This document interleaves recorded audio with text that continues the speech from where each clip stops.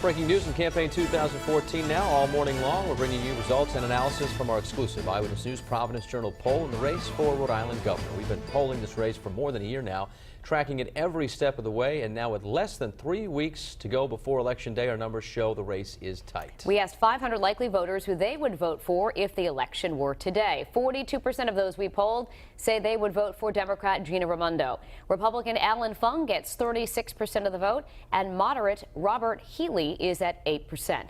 Independents Kate Fletcher and Leon Carrion each get less than a percentage point, and 12% of those we polled still aren't sure.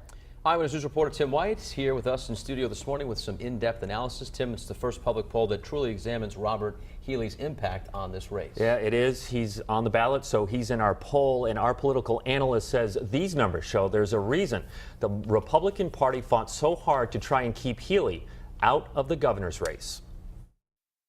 If not a household name, moderate party candidate for governor Robert Healey is a household face because he's run for office many times. But most times when Robert Healey runs, he gets at least 5% of the vote, if not more. Eyewitness News political analyst and pollster Joe Fleming says Healey presents an alternative for some voters, and that option may be hurting Republican Alan Fung more than Democrat Gina Raimondo.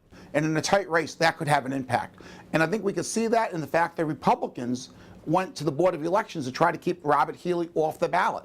They felt the same thing, I believe, that Healey could take some votes away from Alan Fung. In the wake of pension reform championed by Raimondo, our poll shows Fung is leading with union households. Fung getting 42% to Raimondo's 30%. Healey is taking in 12% of the union vote. But if you're a union member who's, say, a public sector union member and say, I can't vote for Gina, and you don't want to vote for a Republican, you now have an alternative, which is Robert Healey.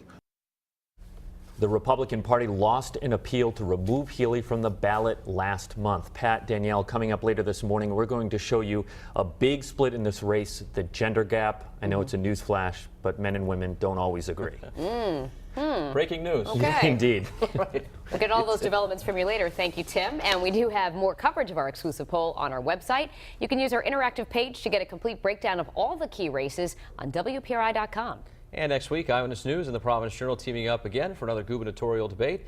You can see Democrat Gina Raimondo, Republican Alan Fung, and moderate Robert Healey face off just 2 weeks before Election Day. It's next Tuesday, October 21st at 7, right here on WPRI 12. It will also be streaming live, as always, on WPRI.com. And a quick reminder, you can still submit a question you'd like us to ask the candidates or sign up for a seat to watch the debate in person at the Providence Performing Arts Center.